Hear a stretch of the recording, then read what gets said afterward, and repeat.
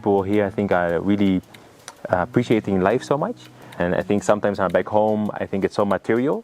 People are really trying to buy a house, see how they can maybe buy another house, buy a car. And here people are not talking about those things. It's more like, hey, school fees is important. Let's make sure people are fed. And so I think my priorities are very different. And that's sometimes difficult if I'm back home. And even sometimes difficult to talk about. I think what I miss is just, of course, my nephew, my sisters, my dad, and my friends from childhood. So that's what I really miss. But anything else, I don't miss at all. Your group just left for hiking the mountain, and that was for us also a bit our baby steps. I think the first steps we made was really trying to change the negative image of the region about war and dangerous people dying, to hey, a beautiful place, people are friendly, we have an interesting culture. By doing so, people got more interested in Kara-Tunga and also saw us like, hey, we can call Theo, maybe we can go and hike with him the mountain. I think my most interesting memory was whereby we didn't have any camping gear. We just bought like the cheapest tent we could get out from Kampala, from the capital city, and we took it up the mountain. And then I think the wind was so hard that the tent just closed up on top of our heads, and that we just looked for sticks to put up the tent, and that was our first like camping experience with clients. and shortly after we had another tour operator, because we really struggled to get tour operators and travel agents to come here because they also did not believe us. So I was really calling myself to Kampala, to other, hey, my name is Theo, I'm from Kara-Tunga. People already laughing like, Theo from Kara-Tunga, who are you? They're like, your name should be very different. And then Peter, the guy you're going to see later in Morungale, he took like one of the very good tour operators to the mountain. The man already had a stomach problem. So when reaching up, he's like, man, I need to rest. So they removed the tent out of the back and there were no sticks in the tent. Yeah.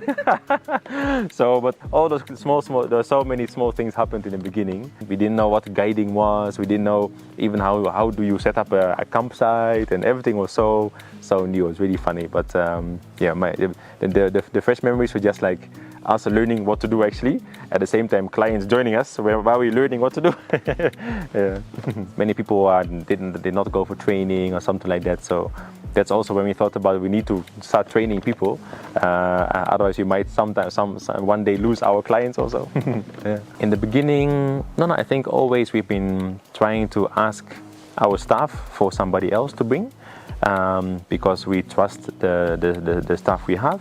And I think they will choose also somebody they can trust as well. And we've been trying to do like vacancies, stuff like that. And I just noticed our team is a bit different. I mean, like they are more like a family than more like than just colleagues. You come for work and you disappear. It actually happened in 2016 when we are traveling so much. We already found such beautiful places and good people, and that we always said, man, if we have once an opportunity, we will open up a camp here. Like the one you're going to stay later on, it was really it's still one of the most beautiful places in Kara-Tunga. And the community there has been our friends for all these years. And one of my best friends there passed on 2 years ago. Muse John Mark had an accident in a motorbike. But I always been working with him to make something happen in the community, and he was the one, I want tourism to work here. So when he passed on, actually, I promised even at the burial, like we will try to come back here and do something. And then a year after, we got the opportunity, and we put up a camp there. So it's not like we want to do business and we look for an opportunity. It's more, where does it feel right, I think, and where are the people also willing to have us. I think that's most important. Because the camps, we don't put them in the middle of nowhere, they're always close to the community. So the community also needs to want it. I think it's always a bit of two-way traffic. We always meet them first and also sensitize them about what is tourism, what does it mean for you, what are the risks, as well as the opportunities. For example, 2 years ago, we went to the region to 17 community groups, almost 700 people in total. And we all went to them and told them, this is what tourism is. These are the bad things, these are the good things. How do you want it to be? What is your idea of tourism? Not also Kara-Tunga's idea of tourism. So we wrote it down. I think maybe when you booked, you got like an email with a travel pledge. It's not written by Kara-Tunga, it's written by the community. and that's for them how they see tourism working for them, when and how they should benefit, maybe how far a person is able to go into the community. So at the moment we don't respect what they want, they also kick us out. So it's really like a marriage, actually. You're always together. So sometimes you fight, you make it well.